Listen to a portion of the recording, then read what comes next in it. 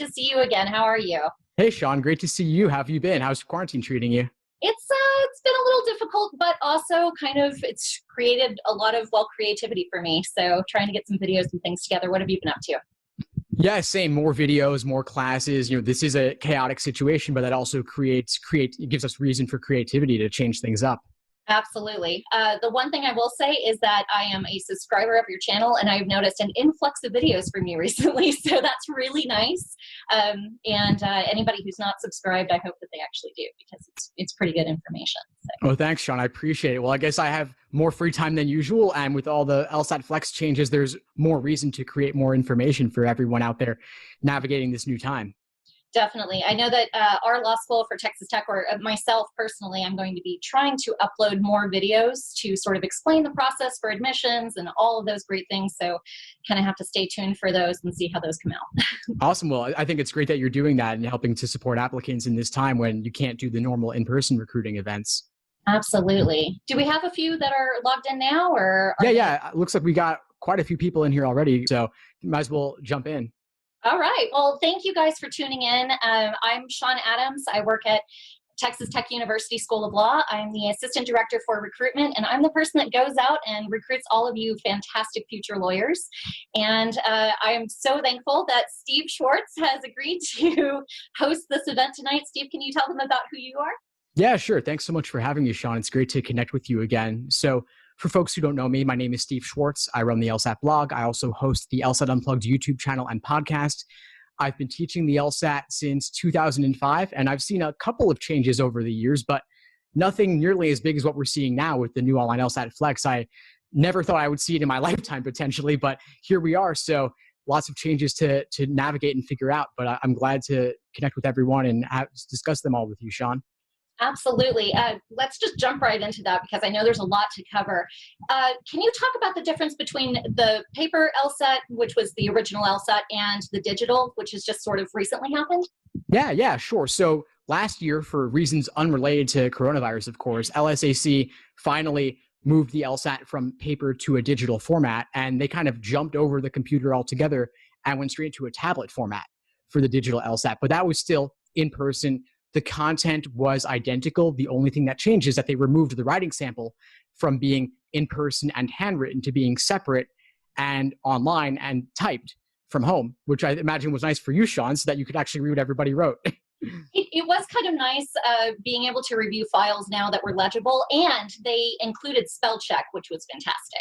So Yeah. it fixed everything. We still have a lot of comma issues, but yes, that was a really nice perk. Can you talk a little bit about the written part of the LSAT, and we'll go back to the other LSAT part, but I know that has been sort of an unusual component.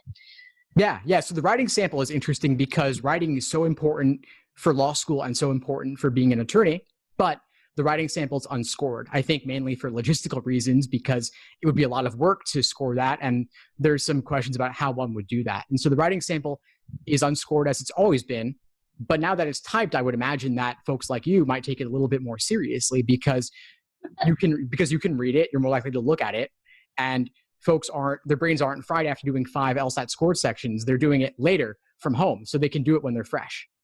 And when they adapted the writing portion that's now digital or from home, they kind of had to use some new software and some new, I believe you have to have a camera to record you, so they're making sure that you're the one that's doing it. Can you talk a little bit about that?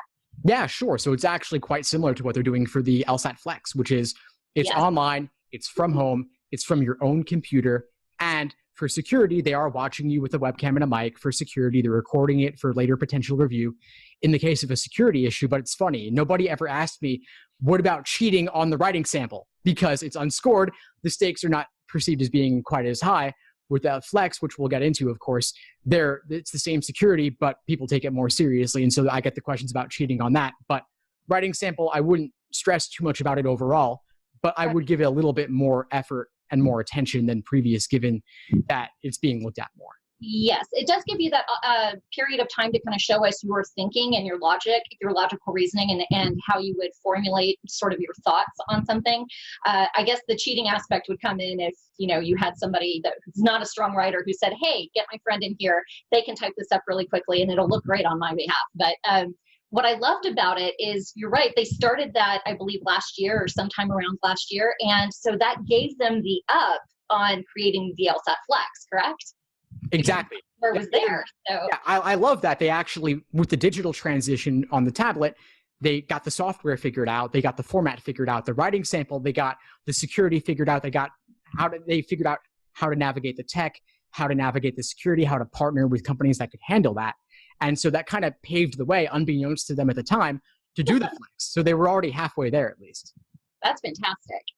So can you tell us about the Flex test?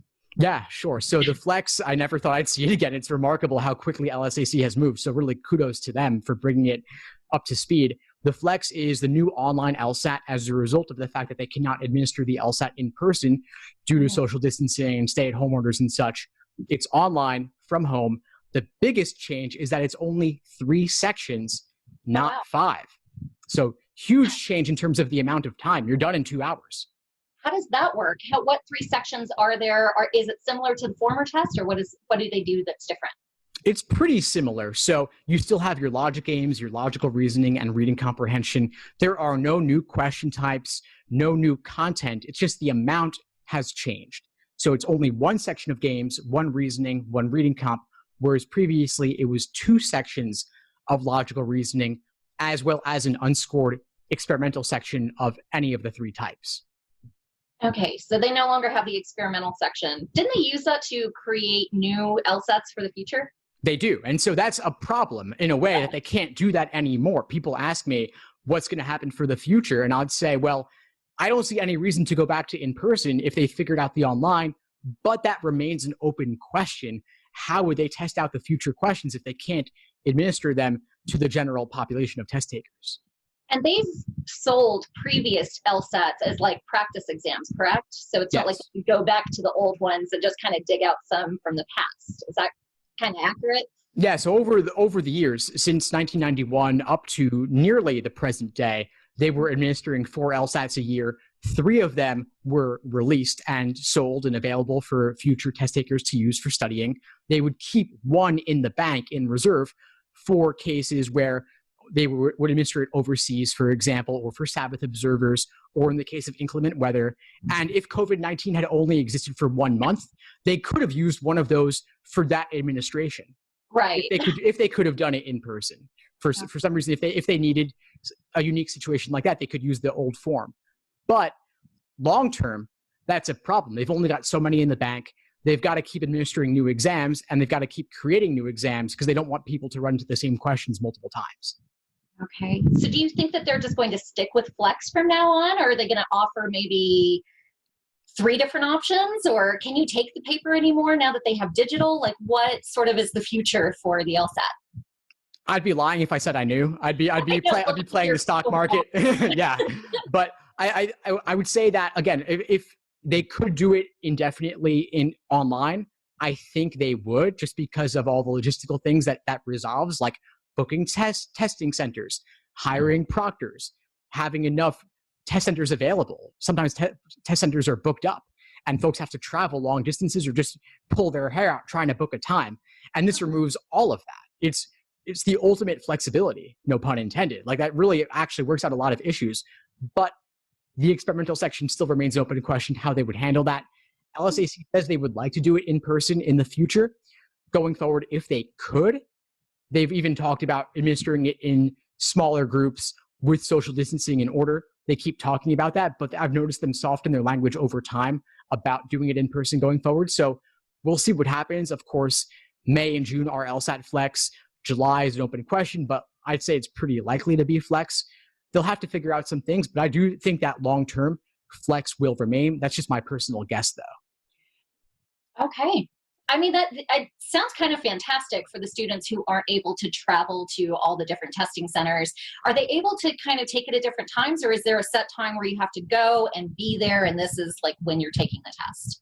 So they actually have a lot of flexibility. Again, it's kind of cool. With doing it online, they made it so that you can book anytime throughout the day from 9 a.m. Eastern until 7 p.m. Eastern.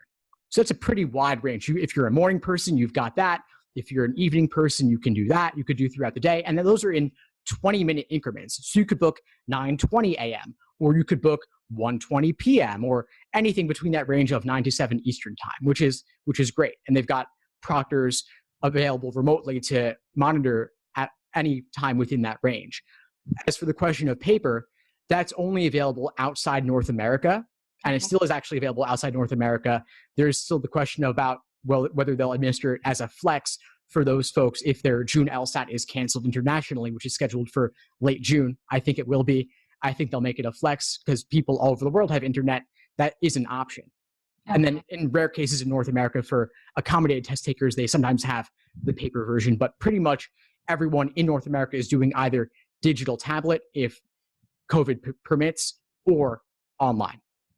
Okay.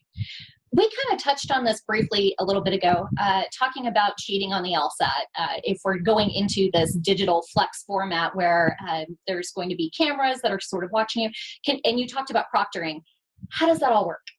Yeah, so they basically, like they did with the writing sample last year, they made it so that they're watching you from home, at your home, with a webcam and mic. So they make you scan the room beforehand with the camera to make sure there's nobody else in the room, no testing security issues, like you don't have anything on your desk that you shouldn't.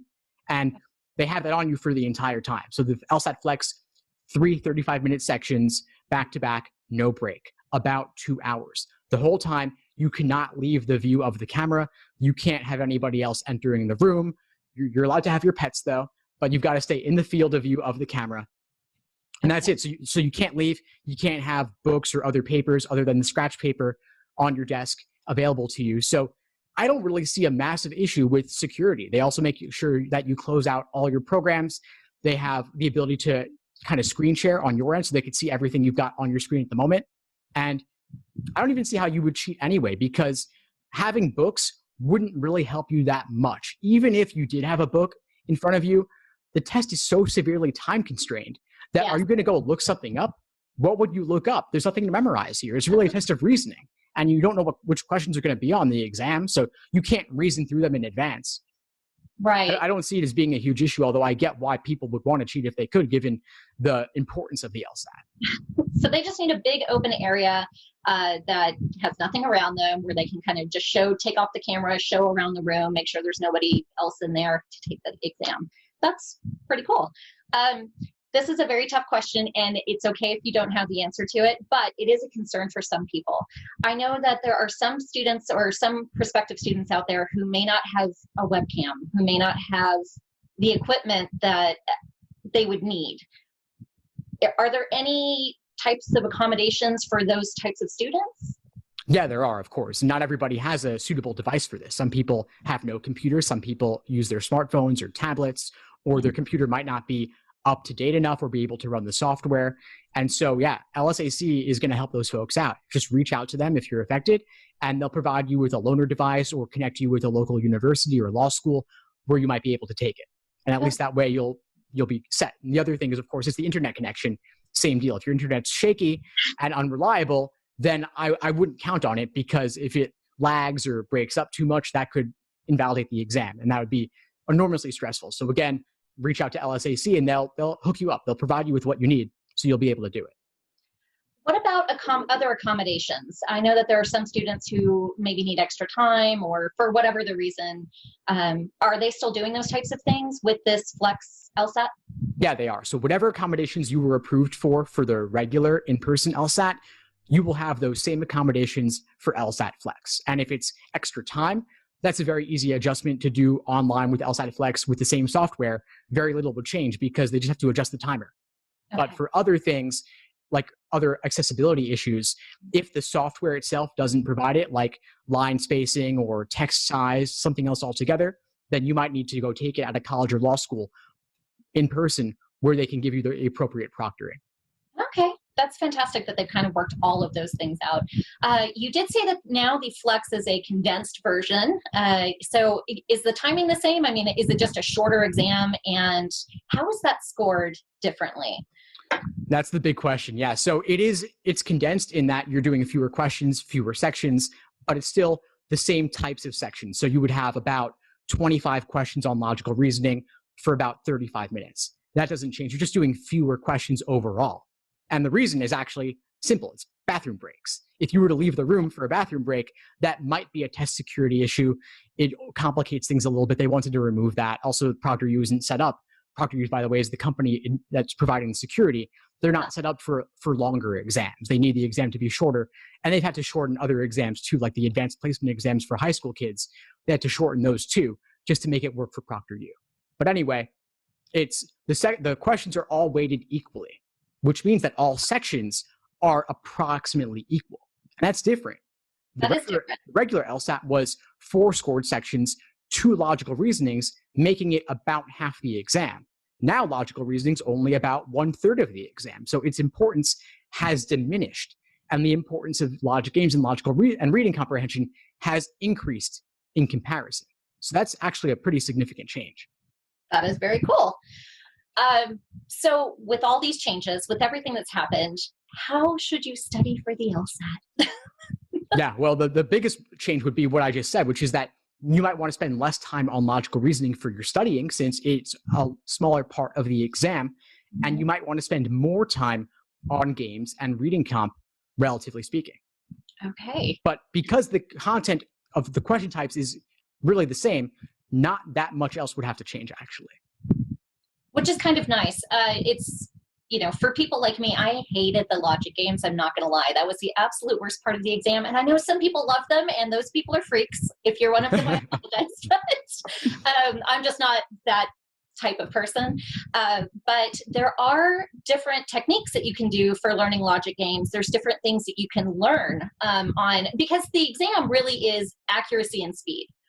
And the speed is what kills you, because I think if you had all day, we'd all have really high scores on the LSAT. But are there tips that you can kind of give, or resources that you can point students to that can help them develop that speed and the accuracy? Absolutely. I mean, I agree with you. Speed and accuracy are the 2 sides of this exam. Accuracy first, then speed comes with time.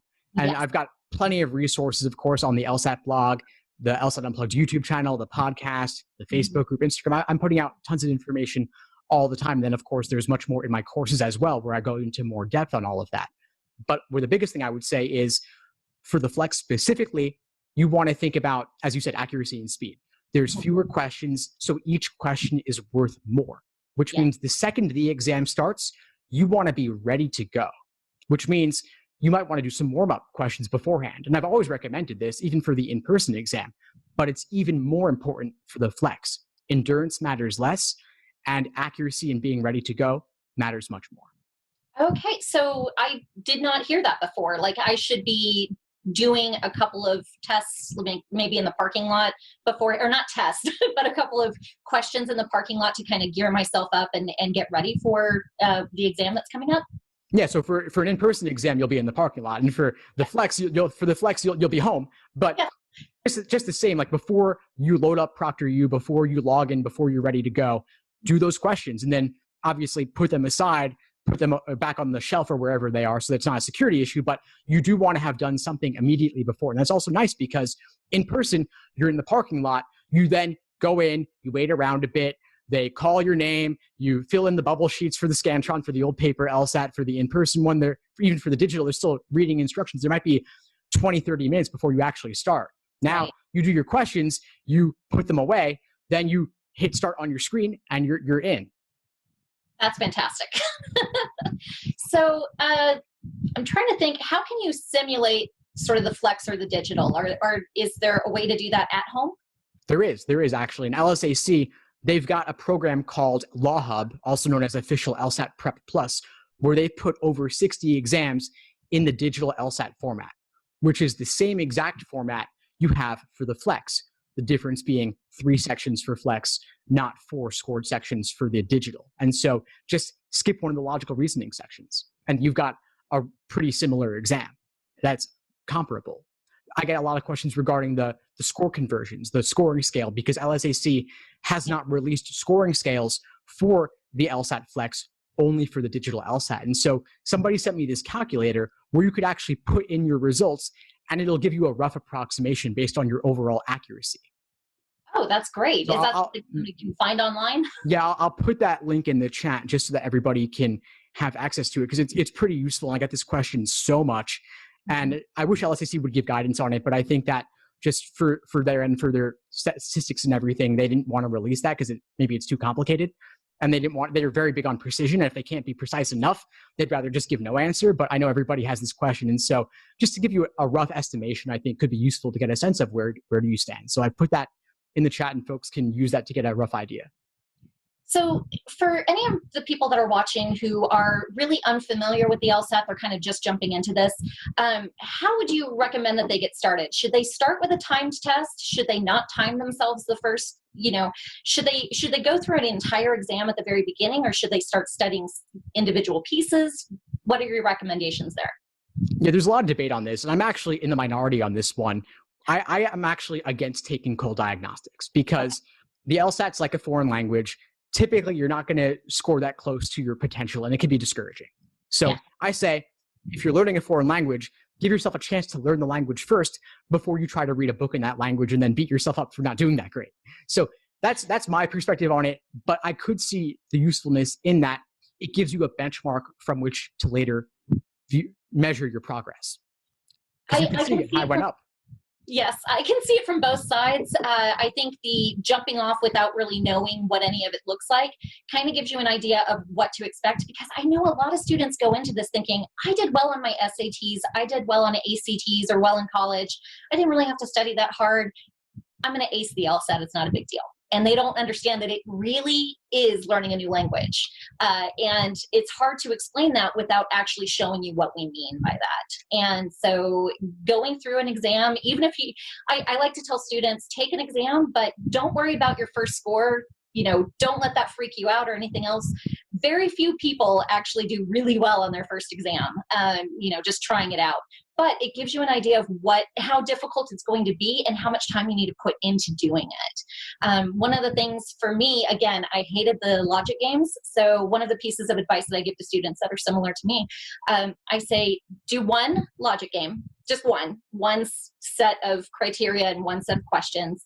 And if it takes you an hour to map it out, to diagram it, to understand it forwards and backwards, inside and out, that's fine. And then the next time that you do one that looks similar, it'll take you 30 minutes and then 15. And then you'll get down to the time that you need for the exam rather than freaking yourself out, getting frustrated, throwing your pencil and saying, I quit. I like that a lot. Yeah, reducing the time little by little. Yes. The diagnostics, if they emphasize the importance of the exam to you and how much work you have to do going forward, that's fine. That's certainly a benefit. And if you've already studied a bit and you're retaking, then a diagnostic could be great to help you find your weak areas too. If you already have a rough sense of what's involved and you want to dive deeper to shore up your foundation, that could be a really good way to do it too. Definitely. That kind of brings me to timing. This is a big one. Law schools begin accepting applications, and I'm talking generally law schools, not the ones that have 3 start times. I'm talking the ones that start in the fall. We begin accepting applications in September, the year before the year that you want to go. So we've been accepting applications for this coming fall since last September. So it's important to understand the timelines for when you should take the LSAT. It's important to understand whether or not you are going to take the LSAT more than once or if you're one and done, because I think that affects your timeline for studying. Am I wrong? No, it matters a lot. Absolutely. Yeah. I believe that if you are looking to apply this September and you have not taken any LSAT before, you really should be into it now. This is May, classes are done. Even if you're working, hopefully it's kind of slowed down, especially with what's going on in the world. You should have a little bit more time at home. This is a great time to kind of buckle down. But how long would you suggest spending, say, per day on studying for the LSAT? I would say if you've got all the time in the world, if your schedule is wide open, then 5 to 6 hours in a day could be fine. I wouldn't do more than that because you run the risk of burnout. Yes. I had somebody ask me, should I do 8 hours a day for 60 days straight? And I said, absolutely not. Recipe for burnout. Yeah. Slow and steady here. This is a grueling exam. It's difficult. It takes time. It takes a lot out of you. So maybe 2 to 3 hours in the morning, 2 to 3 hours in the afternoon, and you're done. And you've got plenty of time for self-care and any other obligations you have. And if you're busy, then if you have work or if you have school, even under stay-at-home orders and such, or if you have to go out and about, that's fine too. Then just do one study chunk of 2 to 3 hours and save the rest of the time for whatever else you have to do. And it's important in education. I was a former teacher, so having those breaks in between what you've just learned to really let your brain kind of soak it in and to be able to retain that information. Doing large chunks at a time, you lose a lot of what you're trying to retain. Is that something that you kind of preach? Yeah, I would agree. Taking breaks is important. Even within the 2 to 3 hours, you could take breaks and have them scheduled. There's a great technique called the Pomodoro technique. Yes. And there's an app called the Focus app that actually executes this on your phone, and it's free. Look it up, the Focus app. And basically has these periods of 25 minutes of work, 5 minutes of break, where you could check email, social media, get up, walk around, then get back into it. So you always know you have a break coming up, but you can't take it yet. So you're still at the books. That is a perfect method. It really is refreshing to have those little breaks, and you don't feel like you're working quite as hard, which is weird, but you actually are retaining more doing that. That's a fantastic way to go about that. How would you set up a study plan for, say, the Flex right now? Absolutely. And so this is really what I had in mind with regard to the topic for tonight a little bit, which was that a lot of folks don't know if they're going to be doing Flex or the digital tablet or overseas. They might be doing in person on paper. And the content of the exam has not changed. We've seen lots of changes over the years that have involved content changes, like dual comparative reading comp passages in 2007. We had rule substitution questions added in exam 57, which was in 2009. And so we've seen little changes here and there, little tweaks, but the content has largely remained the same. It still remains the same. So if you're doing Flex in May, about a week from now, or you're doing the June Flex or July, you don't even know what it's going to be, the content will remain the same. So we have these stages. You talked about accuracy and speed, Shawn, and that's absolutely right. It's accuracy followed by speed. So untimed work followed by timed work. Okay. So that's how I would simply break it up. In more depth, though, there's what I call the LASER approach to studying. And LASER is an acronym standing for learning, accuracy, sections, exams, and review. So learning is theory, accuracy is individual questions by type, S is timed sections, E is full-length exams, R is review. All that changes. Yeah, LASER. As an educator, yeah, maybe you could appreciate that. So LASER is the acronym for that. E is for exams. That's the part that I would tweak, because Flex is 3 sections, in person, digital or paper, is 5 sections. So for Flex, if you know you're doing Flex in a week from now or in June, do 3 section exams. If it's an open question, do some 3 sections, others 5 sections to simulate. And the nice thing is, the in-person is 3 sections, followed by a break, then 2 more. So your results from the first 3 sections are your Flex score. You continue on after the break, that's your in-person score with 5 sections. That's all that has to change, really, other than simulating the test itself. We're like doing the format of computer versus tablet or paper. That's great. I know that for our law school specifically, for Texas Tech School of Law, and I know that there are many others across the country, if you take the LSAT more than once, we are going to take your top score, but we can see all of the other scores. We can also see if you canceled your score, so you took the exam and you canceled the score, or if you were absent on the day of the test. Now that's different than if you signed up for the test and then you changed the date or something like that. If you let them know ahead of time that you weren't coming, but if you don't show up on the day of your exam and you were scheduled to be there and didn't tell anybody that you weren't coming, then that will show up as an absent. So we can see all of those. We can see how many times you've taken them. Again, we're going to take your top score. So we can see if you're actually going up, if you're improving, which is fantastic. We can see if you kind of plateaued and kind of found your wheelhouse, or if you've actually declined. But there are a lot of other schools out there. I know UT, I know A&M, and I know several others outside of the U.S. do average your scores. So it's important to note that. So if you are going to take the test multiple times, it's great if you could just do a one and done, right? How many practice exams do you think somebody should take roundabout? I know I love the lawyer answer, it depends on the person, but how many do you think is adequate to know where you might score around on the actual exam?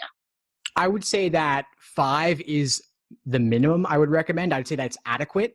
And I would actually say 10 for before test day itself. And obviously, if your test is in a week, you don't do all 10 in a week if you haven't done any so far.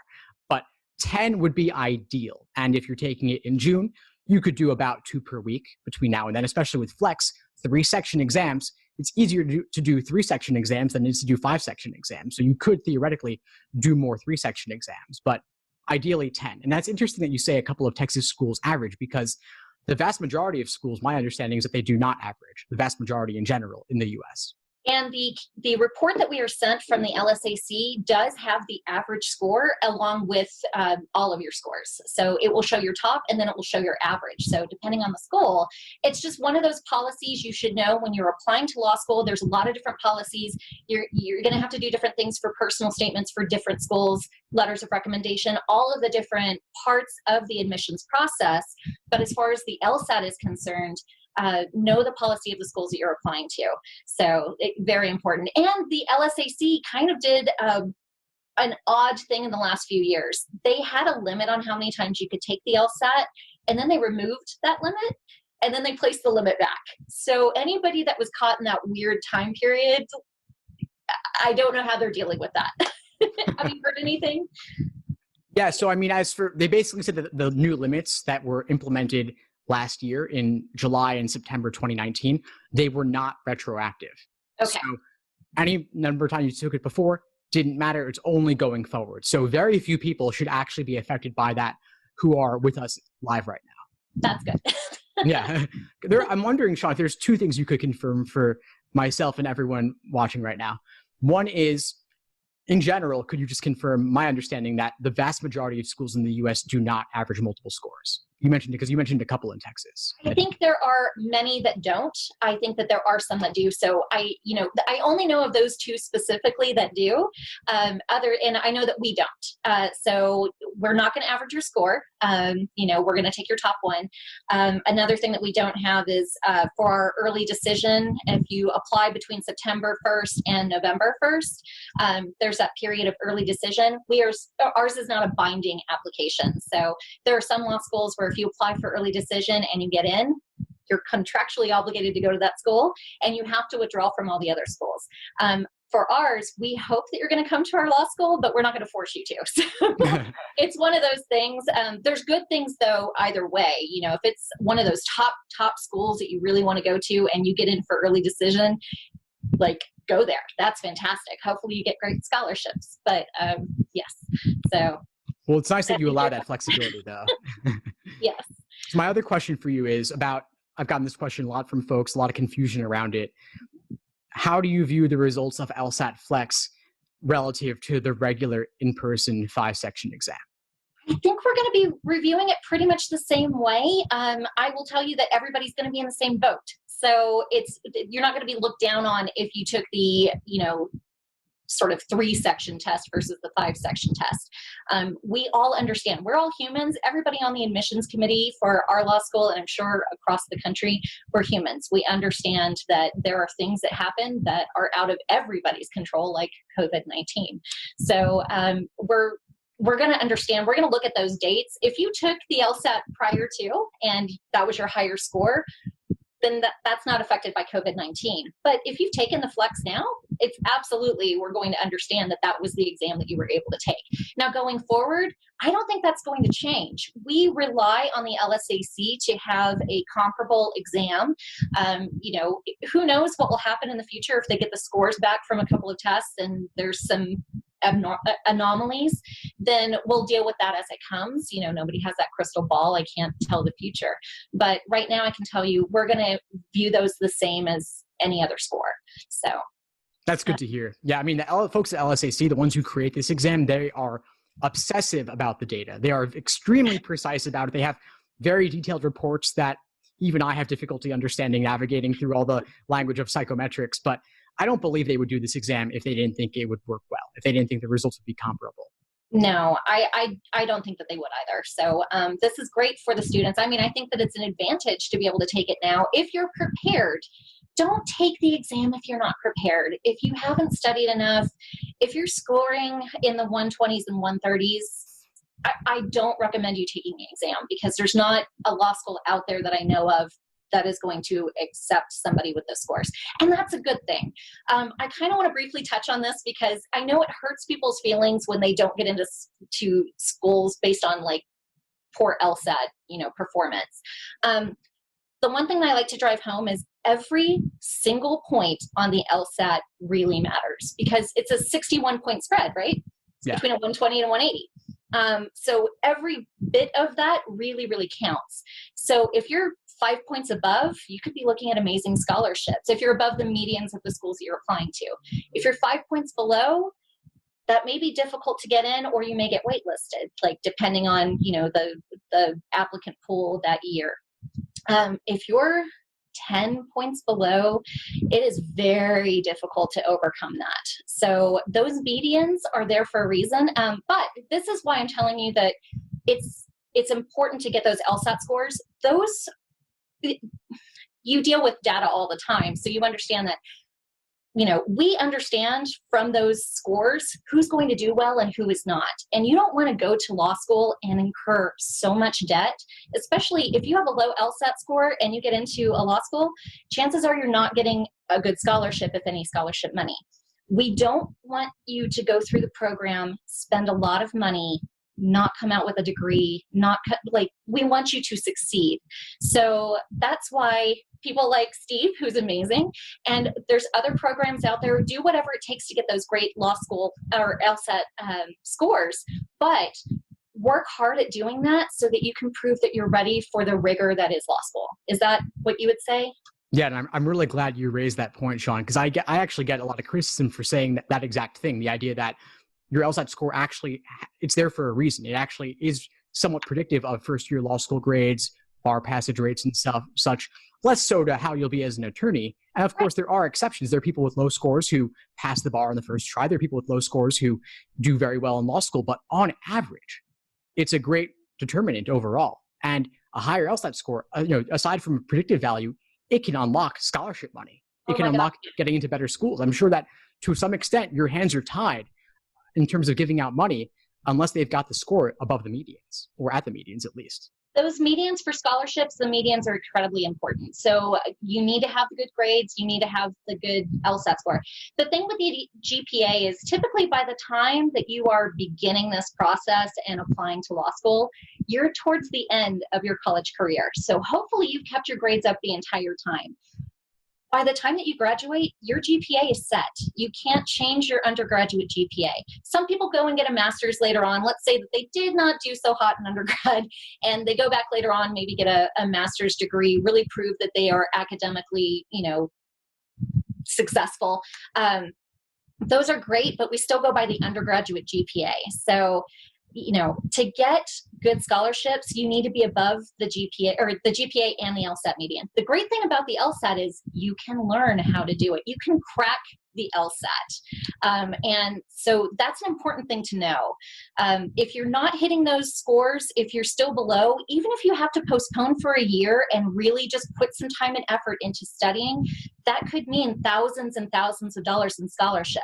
So if I can go to law school, you can go to law school. Let me tell you that. I am not a genius on any level, but I did get into law school. I successfully completed law school. I am barred in the in Washington, D.C. So, you can definitely do it, but it's going to take a lot of work. So I kind of went on a rant there. No, I couldn't agree more. I'm just dumbstruck by the fact that I couldn't have said that better myself. I love what you said there. I couldn't agree more. Now, one of the questions that we've been getting quite a bit regarding grades is there has been a change to a lot of the grading systems due to COVID-19. For this spring, a lot of the universities throughout the entire United States, including Texas Tech, moved to either a different type of grading system.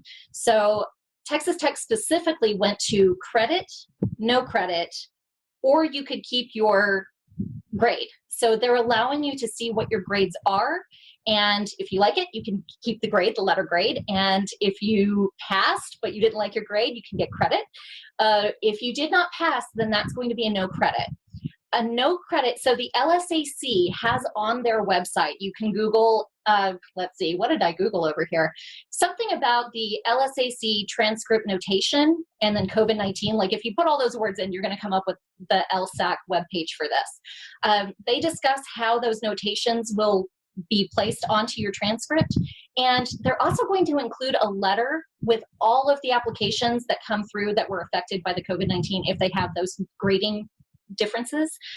We're going to receive a letter in your file that says this student was affected by COVID-19. This has a few different things. If it's a no credit class, that will count as an F. So that will hit your GPA. If it's counted as a credit, it will not affect your GPA.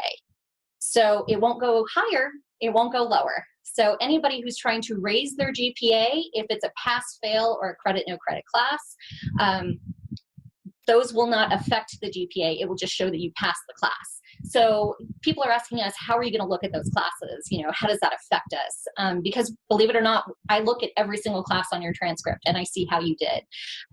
So of course, again, we're human. So we're going to be looking at those holistically and we're going to say, hey, they passed their classes. If you passed, that's great.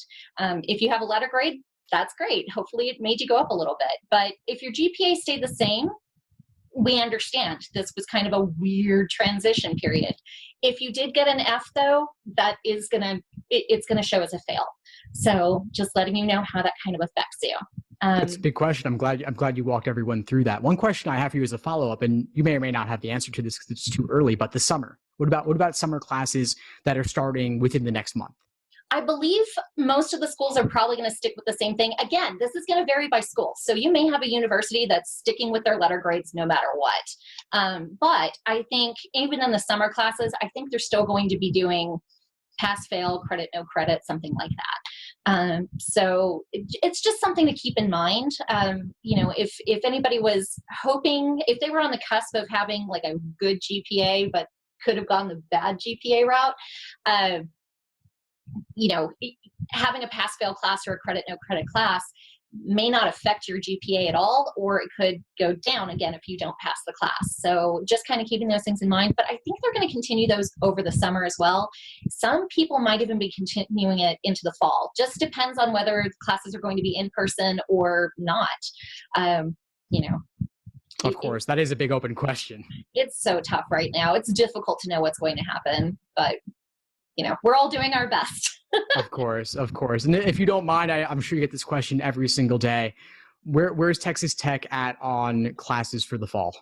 So right now, they're planning on having in-person classes. That is what our president of our university, President Skobanek, has gone on and said, that we are planning on having in-person classes. Of course, nobody knows that that is 100% going to happen. If there's a new spike, if there's an increase in COVID-19, you know, they may do hybrid classes. We just don't know what it's going to look like.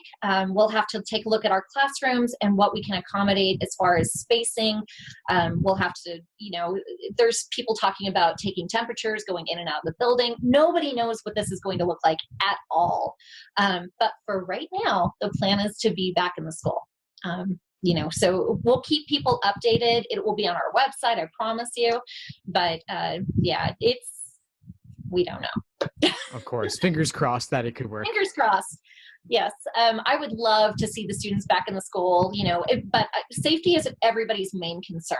So if nothing else, we will still continue those face-to-face classes, but, you know, on Zoom or Blackboard or what the other, you know, online options are. It's nice to be able to see each other. By the way, if any of you are still in classes, taking summer classes, and you're doing these types of things, mute yourself. It's very important. There's nothing like having 20 people on a Zoom meeting and somebody's just, yeah. It only takes one. This is not on the topic of LSAT at all, and I'm very sorry, but I just want to take this opportunity to remind people, any of you who are communicating with admissions professionals, anybody at all that you communicate with, be sure that you're being professional about it. Be sure that you're sending, you know, greetings, saying your name, ending with, sincerely or best regards or whatever it is that you want to put there. But be polite to everybody because, we're all having a tough time right now. And it's just very important. Oh, waitlist. Can I talk about waitlist for a moment? Absolutely. Go right ahead. One of the things you can do with the LSAT, if you are on a wait list, is if you are able to take the LSAT again and your score goes up, always let the schools that you've applied to know that. If your score has gone up and you have a great GPA, we want to know that. Also, be sure to do the letters of continued interest. If you don't send that to a school, we're not going to call you off the wait list because there are other students who did show that interest. So the wait list announcement to you, you get, hey, you're on the wait list, and we ask you to send that letter of continued interest. If you don't do that, we think that you're not interested. So be sure that you do that.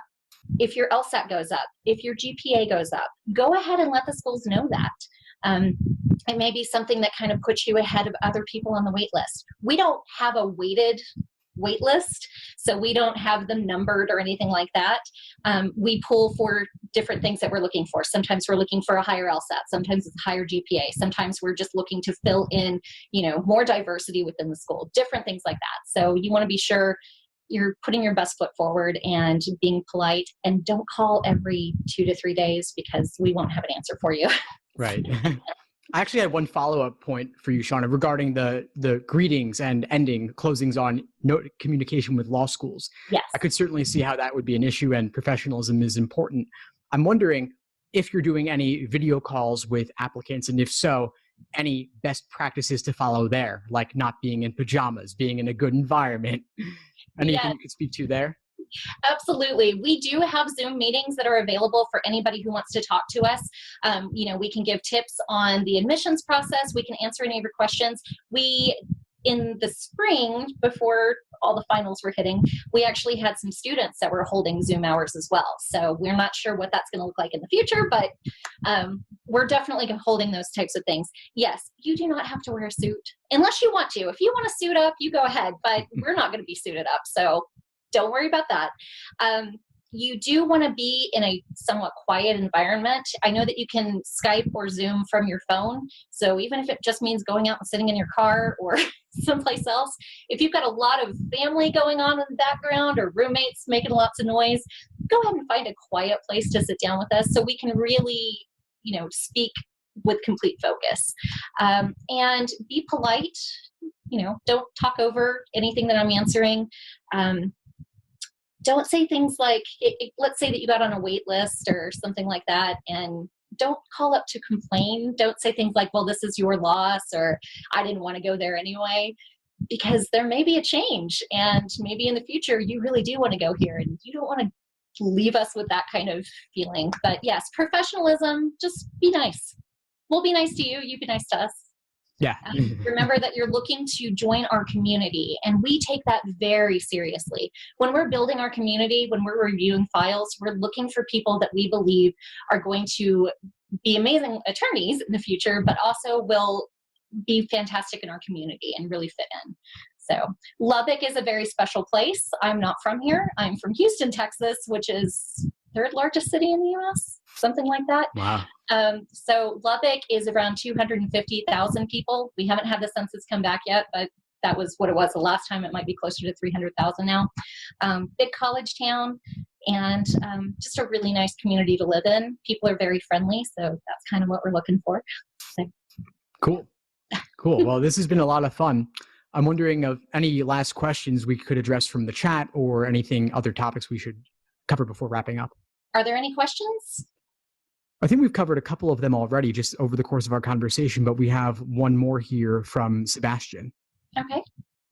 Asking about when to start studying for the LSAT and applying to law school while going through the LSAT process. Yes. So as far as studying for the LSAT, you really need to begin at least a few months ahead of time. I would say 2 to 3 months. Some people start in the summer before they're actually applying. really it's whenever you have the time to really focus on it.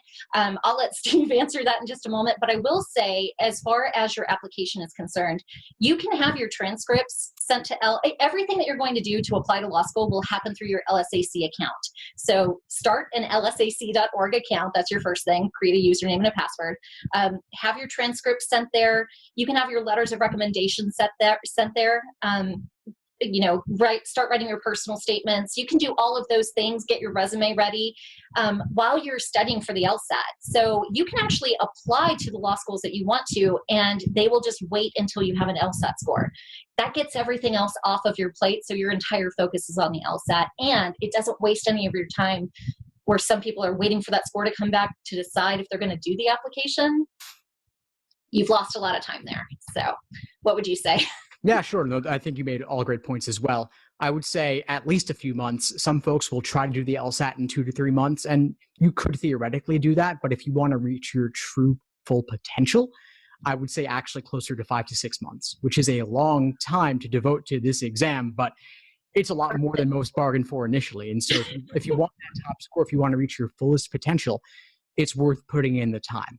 And that means starting a bit earlier than you otherwise might have, but it's what you need to do if you want the top score. Do you mind if I ask what your top score was, Steve? Sure. So I ended up getting a 175. Which is pretty phenomenal. That gets you into any law school in the nation. But was that where you started? No. I started in the low 150s.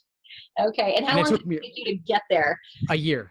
It took me a very long time. I'm not saying anybody else should spend a full year on this. I certainly wish I hadn't had to. And if I had studied the right way, rather than just doing exam after exam, it might have taken me significantly less time than that. So, but a 175 and hopefully a good GPA will get you a full scholarship to just about any law school in the country. So definitely worth that year that you invested. And you can show people how to do this, correct? Correct. I can, actually. As a matter of fact, it's what I do. LSAT Unplugged. Definitely check that out. Yes, thank you for that. We had one more. We have to wrap. Actually, I have to wrap up in a few at least. But somebody asked about the name of the website with the digital LSAT practice test, and that is Official LSAT Prep Plus, also known as Law Hub, and it's available inside your LSAC account. Let's see other questions here. We'll just take one or two more before wrapping up. Here's one for you, Shawn, about undergrad, coming straight from undergrad versus having work experience first. Which is better, pros and cons? I don't know that one is better than the other. I think that if you're coming straight from college, you kind of already have that college mentality where you're already knowing you can do your homework, like you've kind of gotten into that groove. I was very non-traditional. I went in my 30s to law school, so I came from teaching. So that was very different for me. I don't think it was strange. I went to Texas Tech School of Law, and there were a lot of people that were older. Most people are younger coming straight out of college, but there were definitely some non-traditional students. So I didn't feel like I was kind of, weird or anything, but I did have to find my groove again for finding, ways to study and all of that I had kind of lost along the way over the years of working. So it just kind of depends on you. I think the right time to go to law school is when you have the financial, the time to do it, everything has to fall into place, and you have to be 100% focused. You're not going to be working during law school, so you have to have that structure in place to support yourself while you're going. I took out loans. Had I gotten a 175, I would have gotten to go to law school for free. So, just kind of depends on where you are. Yeah, one idea that comes to mind actually is that the LSAT prep process can be a way for you to get back into the study groove if you've been out of it for a while. So hitting the books, and obviously outlining in law school is different from taking practice tests, but still it's carving out the time, especially given other obligations like family or like work, to see, can you really buckle down and devote the time to this that is necessary? It's taxing. Yes. Well, before we wrap up, do you want to just share, Shawn, best way for folks to get in touch with you with follow-ups? I know we weren't able to get to all the questions in the chat, but maybe they can reach out to you or others in the office. Absolutely. If you want to contact me directly, my email is shawn.adams, which is SHAWN.ADAMS @ttu.edu. And if you want to just generally contact us at admissions, it's admissions.law@ttu.edu. You can also find us on the web. So just Google Texas Tech School of Law. You'll find us. We have an admissions page that has fantastic videos. There's one that has a tour of the law school that we were able to take before all this happened. So lots of great information on there. Please reach out. I'm always happy to answer any questions. Fantastic. And folks can also feel free to reach out to me directly, Steve Schwartz, over at the LSAT blog, the LSAT Unplugged YouTube channel and podcast. You probably all got an email from me just organizing this event. And so feel free to just hit reply and reach out. I'm happy to help. Excellent. Thanks for this, Shawn. So much, Steve. This was fantastic. We really all appreciate it. Thanks for a great discussion. I really appreciate it as well. Have a good night, everyone. Thanks for the great questions. Stay safe and be in touch. Bye, guys. Bye all. Thanks for tuning into the show. Please subscribe if you haven't done so already to be notified of new episodes as I release them. And feel free to reach out if you need anything at all as you move forward with your prep. I'm happy to help however I can. In the meantime, I'll wish you all the best and take care.